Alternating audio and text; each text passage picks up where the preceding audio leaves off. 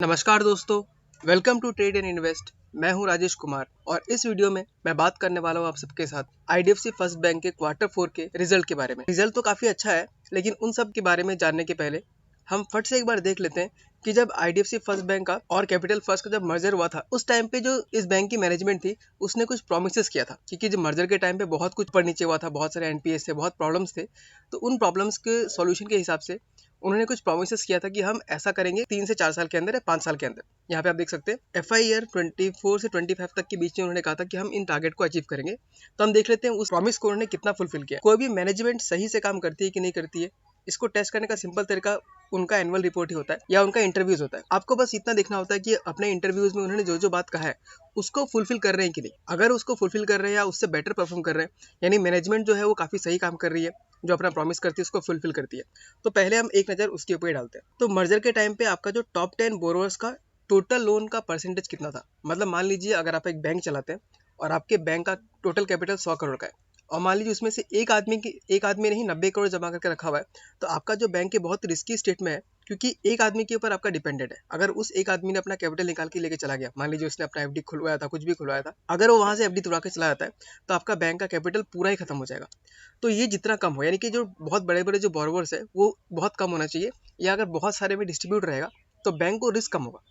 मान लीजिए वही अगर 100 करोड़ रुपए 1000 लोगों ने मिलकर डाला हुआ है, किसी ने 100 करोड़ डाला या किसी ने 1 करोड़ डाला, किसी ने 20 करोड़ डाला, किसी ने 5 करोड़ डाला, तो किसी एक पे आप बहुत ज़्यादा डिपेंडेंट नहीं है। अगर कोई एक निकल भी गया तो वो 1-2 करोड़ ही लेके जाएगा, पूरा का पूरा लेके नहीं जाएगा।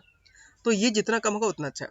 तो दिसंबर अगर 2018 में देखें तो ये जो टॉप 10 बोरोवर थे, लगभग वो लोग 12% होल्ड कर रहे थे। अब 12% बहुत बड़ा अमाउंट हो सकता है किसी बैंक के लिए। तो उनका गाइडेंस था कि 2024-25 तक, यानी अगले साल तक, जो अगला ईयर आने वाला है, उस तक वो लोग लेस देन 5% कर देंगे।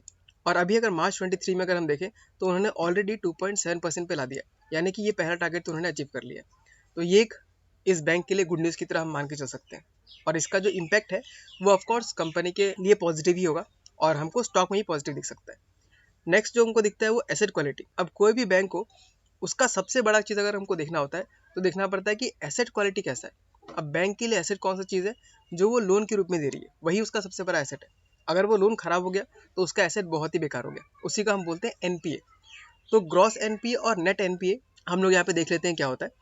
तो वहाँ पे उनका था 1.97% पे था और उन्होंने गाइडेंस दिया था कि 2 से 2.5% तक हो जाएगा।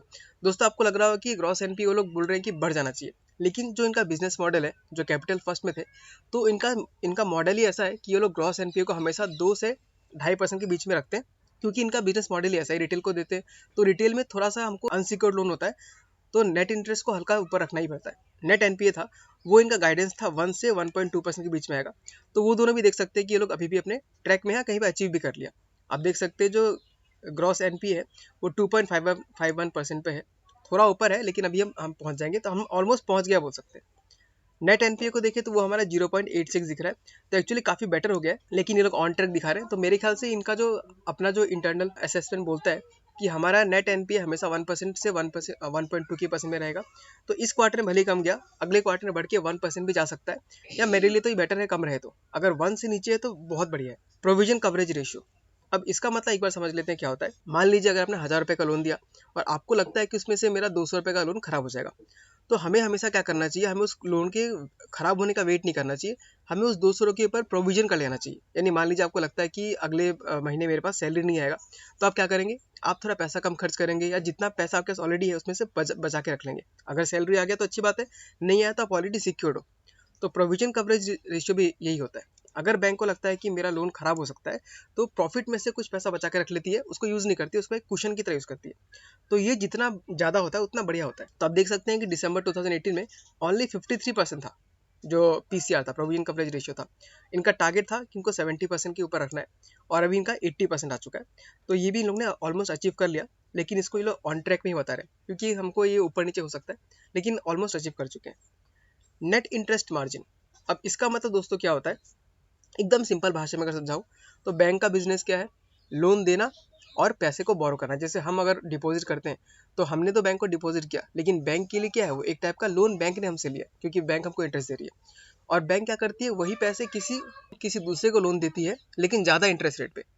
तो नेट इंटरेस्ट मार्जिन का सिंपल मतलब ये हो गया कि मान लीजिए आपने हमसे लोन लिया 10 रुपये पे, और दूसरे को लोन दे रहे हैं 15 रुपये पे, तो बीच का जो 5 रुपये है वो आपका मार्जिन हो गया, उसी को बोलते हैं आपको नेट इंटरेस्ट मार्जिन। तो ये जितना हाई रहेगा उतना बेटर रहेगा। तो मर्जर के टाइम पे अगर देखें तो 3.15% था और इनका टारगेट है 5 से 5.5% पे, लेकिन अभी बढ़कर हमको वो 6.05% दिख रहा है।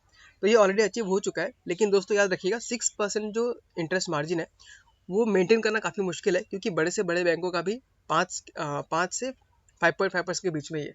तो आगे जाकर ये कम होकर आ सकता है, लेकिन 5% से कमेगा नहीं। कॉस्ट टू इनकम रेशियो देखें। अब दोस्तों इसका मतलब भी समझा देता हूँ। कॉस्ट टू इनकम रेशियो जितना कम हो उतना बेटर होता है, सिंपल भाषा में समझे तो इसका मैं बताता हूँ। कॉस्ट मतलब आपको खर्चा कितना लगा, और इनकम मतलब आपने उसमें इनकम कितना किया। तो अगर आप कम खर्चे में ज़्यादा इनकम कर पा रहे हैं तो उससे आपका कॉस्ट टू इनकम रेशियो कम होते जाता है। तो आप देख सकते हैं मर्जर के टाइम पे 81.56% था, इनका टारगेट था 55%, लेकिन अभी अभी ये है 72% पे। तो अभी भी ये जो कॉस्ट टू इनकम रेशियो है काफ़ी हाई है, लेकिन इनका जो एस्टिमेट है अगले 2 साल में आराम से लोग 55 तक जा सकते हैं। अच्छे अच्छे बैंकों का 55%, 48% तक रहता है। तो इस एरिया पे बैंक को अभी भी काफ़ी काम कर रहा है। रिटर्न ऑन एसेट देखें तो ये इनका मर्जर में -3.70% था। बैंकों को नापने का एक और अच्छा तरीका होता है रिटर्न ऑन एसेट, यानी टोटल जो उनका जो लोन बुक है उसके ऊपर अगर हम सब कुछ सारा खर्चा वर्चा काट के अगर हम कितना वो लोग इंटरेस्ट कमा पा रहे हैं वो अगर देखें तो उसको बोलते हैं रिटर्न ऑन एसेट। तो वो अच्छे अच्छे बैंकों का जो मैंने देखा है, कोटक बैंक का, HDFC बैंक का, उनका 2% के ऊपर है। और इस बैंक ने हमको टारगेट देकर रखा हुआ है 1.4 to 1.6%, और ऑलरेडी ये 1.13% पे आ चुका है। तो ये भी ऑन ट्रैक है। लास्ट अगर हम देखें रिटर्न ऑन इक्विटी, तो दोस्तों रिटर्न ऑन इक्विटी क्या है उसके बारे में बताऊंगा, लेकिन पहले देख लेते हैं। ये था इनका -36%, यानी बैंक बहुत बुरी तरीके से लॉस में था। ये बैंक FD से भी घटिया रिटर्न दे रही थी। इनका टारगेट है 13 to 15%, और अभी ये ऑलरेडी ऑलमोस्ट 11% पे आ चुके हैं, तो ये भी ऑन ट्रैक है। तो रिटर्न ऑन इक्विटी मेरे लिए दोस्तों कैसा है, मैं इसको कैसे कंपेयर करता हूँ। अगर मान लीजिए आप बैंक की FD में जमा करते हैं जो कि काफ़ी सेफ है, तो आपको लगभग 7 से 8% मिल जाता है। तो अगर आप स्टॉक मार्केट में आ रहे हैं, आप हल्का सा रिस्क ले रहे हैं, तो आपको कम से कम जो बैंक FD से ऊपर तो रिटर्न मिलना ही चाहिए। तो रिटर्न ऑन इक्विटी को हम इसकी तरह देख सकते हैं। तो कोई कंपनी अगर 5-6% का आपको रिटर्न ऑन इक्विटी दे रही है, तो इससे अच्छा है कि आप FD में जमा कीजिए। आपको कोई रिस्क भी नहीं है और आपको 7 से 8% ऐसे मिल जाएगा।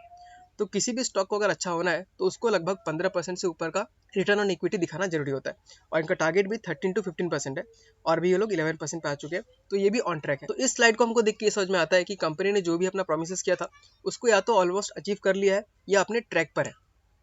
तो ये काफ़ी अच्छा चीज़ होता है मैनेजमेंट को जज करने के लिए। अब हम फटाक से देख लेते हैं कि Q4 का रिजल्ट कैसा हुआ है। ठीक है दोस्तों, तो ये हमने ओपन कर लिया है क्वार्टरली इनकम स्टेटमेंट, यानी इस क्वार्टर में कैसा उनका परफॉर्मेंस था वो हम यहाँ पे देख सकते हैं। तो ये आपका इन्वेस्टर प्रेजेंटेशन से लिया हुआ है, तो इसको काफ़ी सिंपल करके रखा हुआ है। ज़्यादा हम डीप में नहीं घुसेंगे, क्योंकि हम देख चुके हैं कि ओवरऑल कंपनी ने बहुत अच्छा परफॉर्मेंस किया है, और हर क्वार्टर में हर चीज़ को इतना बारीकी से देखना नहीं है। अब ऊपर ऊपर देखते रहेंगे तो भी हमें काफ़ी अच्छा खासा ओवरव्यू मिल जाएगा। तो सबसे पहले देख लेते हैं ये Q4 पिछले साल का दिया हुआ है, ये Q3 यानी पिछले लास्ट क्वार्टर का है, और ये Q4 इस बार का है, अभी जो करंट क्वार्टर का जो रिजल्ट आया। यानी कि ये जो है पिछले साल का है, ये पिछले क्वार्टर का, और ये इस क्वार्टर का है। तो अगर हम इंटरेस्ट इनकम में देखें, जो मेन इनका जो बैंक का इनकम होता है, वो पिछले साल 4,554 था, और इस साल ये 6,424 हो चुका है, सबके सब लाख में है। तो ये आपको दिख रहा है 41% का हमें ग्रोथ दिखाई दिया है, जो कि बहुत ही अच्छा ग्रोथ है compare two year on year. अगर हम मंथ ऑन मंथ देखें यानी क्वार्टर ऑन क्वार्टर, तो भी अच्छा खासा ग्रोथ दिख रहा है। इंटरेस्ट एक्सपेंस अगर देखें कि कितना इंटरेस्ट कंपनी ने खर्च किया या बैंक ने दिया है, तो वो भी बढ़ा है, 1884 से 2828 तक हो गया, जो कि 50% राइज है। अब दोस्तों अगर इंटरेस्ट इनकम बढ़ेगा तो इंटरेस्ट का एक्सपेंस भी बढ़ेगा, क्योंकि मान लीजिए अगर आप लोन दे रहे हैं यानी आप डिपॉजिट भी बढ़ा रहे होंगे, और अगर आप डिपॉजिट लेते हैं तो आपको उस पर इंटरेस्ट देना पड़ता है। तो ये हैंड इन हैंड चलता है दोनों, अगर इनकम बढ़ेगा तो एक्सपेंस भी बढ़ेगा ही बढ़ेगा। ओके, तो इन दोनों को मिला के हम लोग का नेट इंटरेस्ट इनकम, यानी आपको जो इनकम हुआ और आपको जो खर्चा हुआ उनको माइनस करने से आपको आता है यहाँ पे नेट इंटरेस्ट इनकम। तो ये पिछले साल में था 2669, और यहाँ हो चुका है इस साल में 3597। यहाँ भी हमको 35% का ग्रोथ नज़र आ रहा है, जो कि काफ़ी अच्छा है। वही हम फी एंड अदर इनकम में देखें या ट्रेडिंग गेन में देखें, तो वो भी काफ़ी अच्छा खासा इंप्रूव हो चुका है, 841 से सीधा 1181, 40% का ग्रोथ है। तो ये फी एंड अदर इनकम में वही होता है, जो ये मान लीजिए आपका एक्स्ट्रा आता है, इसमें आपको एक्स्ट्रा खर्चा नहीं करना पड़ता, ये ऊपर का कमाई है। जैसे मान लीजिए आप लोन प्रोसेसिंग कर रहे हैं, तो प्रोसेसिंग फीस हो गया या हवा का फीस हो गया, आपने कोई म्यूचुअल फंड बेचा, इंश्योरेंस बेचा, तो उसमें जो कमीशन आता है, तो ये सब ऊपर का इनकम है, और ये अगर बढ़ता है तो इसमें बैंक को बहुत ज़्यादा एक्स्ट्रा प्रॉफिट मिल सकता है। ट्रेडिंग गेन्स अगर देखें तो पिछले साल तो लॉस में था, पिछले क्वार्टर में हल्का फुल्का गेन था। इस बार जो 216 करोड़ का इनको ट्रेडिंग गेन हुआ है, तो ये दोस्तों उन्होंने मेंशन भी किया है कि ये सिर्फ एक बार का सिचुएशन है, हर बार ऐसा नहीं होगा। और यहीं पे दोस्तों एक बहुत इंपॉर्टेंट चीज समझने वाली भी है कि जो 800 करोड़ का हमको प्रॉफिट दिख रहा है उसमें से 216 करोड़ तो सिर्फ हम लोग का ट्रेडिंग गेन ही है। तो अगर इसको हटा के भी हम देखें तो इनका जो प्रॉफिट था वो लगभग इनका 710 के आसपास होना चाहिए था।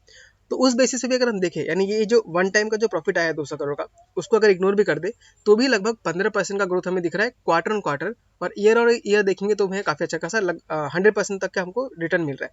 तो ये ट्रेडिंग गेन छोड़कर भी जो कंपनी ने बहुत अच्छा खासा प्रॉफिट दिखाया। अब देख लेते हैं हम लोग ऑपरेटिंग इनकम। तो ये भी हम देख सकते हैं कि ईयर ऑन ईयर बेसिस पे और क्वार्टर ऑन क्वार्टर बेसिस पे भी काफी अच्छा खासा ग्रोथ है। ऑपरेटिंग एक्सपेंसेस भी ठीक है, जैसे बढ़ेगा वो ये भी बढ़ने वाला है। ये एक इंपॉर्टेंट चीज आ गया ऑपरेटिंग प्रॉफिट, पीपीओपी, यानी तो प्रोविजन बनाने के पहले जो प्रॉफिट है वो हम देखते हैं कितना, इसको ऑपरेटिंग प्रॉफिट बोलते हैं। वो 827 करोड़ से सीधा 1559 करोड़ पे हो गया, ऑलमोस्ट आपका 90% आ गया। तो ये भी काफी अच्छा है। लेकिन मैं जो मेन ध्यान देता हूँ, मैं हमेशा ध्यान देता हूँ कि प्रोविजन बनाने के बाद प्रॉफिट में कितना ग्रोथ है। तो चलिए एक बार ये भी देख लेते हैं कि प्रोविजन कितना था। पिछले साल था उनका प्रोविजन 369 करोड़ का, और इस बार हो गया इनका 482 करोड़ का, और इस बार हो गया है इनका 482 करोड़ का। आपको बढ़ा हुआ दिख सकता है, लेकिन प्रोविजन इसलिए बढ़ा है क्योंकि इसका जो लोन बुक है वो भी थोड़ा बढ़ा हुआ है। तो अगर हम कंपेयर करके देखें तो लोन बुक के अकॉर्डिंग उतना ज़्यादा ग्रोथ हमको नहीं हुआ है, लगभग फ्लैट ही दिख रहा है। ईयर ऑन ईयर बेसिस पे प्रोविजन का जो इंक्रीज है वो 31% पे दिख रहा है। लेकिन ये चिंता करने की बात नहीं है, क्योंकि ओवरऑल लोन बुक बढ़ा हुआ है तो प्रोविजन भी ग्रो करेगा ही करेगा। उसका फाइनल चीज अगर हम प्रॉफिट आफ्टर टैक्स से देखते हैं, क्योंकि टैक्स देने के बाद ही हमको हिसाब करना होता है। तो जहां पिछले साल में 343 करोड़ का था, वहां पे इस साल 803 करोड़ का हो गया, 803 करोड़ का हो गया। और हम देख सकते हैं कि 134% का ग्रोथ है। तो ये दोस्तों ऑलमोस्ट डबल से भी ज्यादा है। जो क्वार्टर फोर का जो रिजल्ट है वो एक तरीके से हम आउटस्टैंडिंग रिजल्ट बोल सकते हैं। अगर हम वो 200 करोड़ का जो एक्स्ट्रा जो ट्रेडिंग गेन हुआ है उसको इग्नोर करें तो भी रिजल्ट हमें काफी अच्छा खासा मिल रहा है। पिछले ईयर से हमको अगेन डबल ही मिलेगा, और पिछले क्वार्टर से कंपेयर करेंगे तो भी हमको लगभग 15 से 20% का रिटर्न हमको ग्रोथ नजर आता है। तो कुल मिला के अगर मैं अपना ओपिनियन बोलना चाहूँ तो रिजल्ट काफी अच्छा है। कंपनी जो एक बेस बना रही थी उसका रिजल्ट उसको अब मिलना स्टार्ट हो चुका है। तो अब आगे क्या हो सकता है दोस्तों, आगे इसके बाद जो है ग्रोथ ही ग्रोथ होने वाला है, क्योंकि इनका जो इंफ्रास्ट्रक्चर लोन था उसको ये कंटिन्यूअसली कम करते जा रहे हैं। हम एक बार वहां भी नजर डाल लेते हैं। ओके, तो इस स्लाइड में हम देख सकते हैं कि बैंक ने कंटिन्यूअसली ईयर ऑन ईयर जो उनका इंफ्रास्ट्रक्चर जो फाइनेंसिंग बुक था, जो लोन बुक था, उसको वो लोग कम करते जा रहे हैं। तो जैसे जैसे ये कम होते जाएगा वैसे वैसे हमारा एनपीए भी और कम होते जाएगा, और ये सारा का सारा चेंज होगा प्रॉफिट में। आप देख सकते हैं जहाँ पे मार्च 2018 में लोन बुक का 36% जहाँ की इंफ्रास्ट्रक्चर फाइनेंसिंग बुक था, अब वो आपका आते आते सीधा 2% पे आ चुका है, 3% पे आ चुका है। तो काफी इन्होंने कम कर दिया है। 26,000 से अभी सिर्फ 4,000 पे रह गया। ओवर द टाइम धीरे धीरे क्या होता रहेगा, ये सारा का सारा जो आपका इंफ्रास्ट्रक्चर है, जो भी एनपीए जो गले की हड्डी भी बनी हुई है, वो सारा का सारा खत्म हो जाएगा, और बैंक उस टाइम पे बहुत अच्छा खासा प्रॉफिट दिखा पाएगा। और जैसा कि वी वैद्यनाथन ने कहा है कि जब ये हाई कॉस्ट का जो बोरोविंग है और जो ये इंफ्रास्ट्रक्चर जो फाइनेंस बुक का जो लोन है वो खत्म हो जाएगा, तो एवरी क्वार्टर आपको 250 करोड़ ऐसे ही मिलेगा, सिर्फ इंटरेस्ट के बचने की वजह से। यानी पूरे साल में आपको 1000 करोड़ का प्रॉफिट ऐसे ही आ जाएगा। तो ये सब चीज़ देखते हुए बैंक बहुत ज़्यादा अच्छे ग्रोथ पर अभी है। तो अगर आप होल्ड कर रहे हैं पहले से तो इसको भी होल्ड करके रखिए, इसको बेचना अभी नहीं है। अगर आपको बेचना ही है तो जब तक ये 3 डिजिट टच ना कर जाए, आपको लग रहा होगा कि टारगेट बहुत दूर का दिखा रहा हूँ, लेकिन ये आराम से टच कर जाएगा 1 साल के अंदर, तब आप आराम से उसको बेचिए। और अगर आप मान लीजिए आपने 18 रुपये या 30 पे खरीद के रखा हुआ है, तब अगर आपको चाहे तो आप हल्का फुल्का प्रॉफिट बुकिंग कर सकते हैं। मैं पर्सनली अगर बोलूँ तो मेरा बाइंग रेंज लगभग 40 पे आ चुका है एवरेज करके, क्योंकि मैंने 20 पे भी खरीदा है, 29 पे भी खरीदा है, 60 पे भी खरीदा हुआ है। तो एवरेज करके मेरा लगभग 40 पे आ गया, और मैं इसको तभी बेचूंगा जब ये 100 को पार करेगा, और तब मैं सिर्फ अपना इन्वेस्टेड कैपिटल ही निकालूंगा और बाकी छोड़ दूंगा मैं लॉन्ग टर्म इन्वेस्टिंग के लिए। ठीक है दोस्तों, तो ये था मेरा ओपिनियन आईडीएफसी फर्स्ट बैंक के बारे में। आप मुझे बताइए आपको ये वीडियो कैसा लगा, और अगर आप स्टॉक को होल्ड कर रहे हैं तो आप कितने साल तक होल्ड करने का प्लानिंग कर रहे हैं ये भी कमेंट में लिख के बताइए। और साथ ही साथ अगर आपने ये वीडियो फर्स्ट टाइम देखा है तो इस चैनल को सब्सक्राइब कर लीजिए, क्योंकि उससे मुझे भी बहुत मोटिवेशन मिलता है और मैं ऐसे वीडियोस कंटिन्यूअसली लाते रह सकता हूँ। ठीक है दोस्तों, मिलते हैं अगले वीडियो में, तब तक के लिए tata bye bye, take care.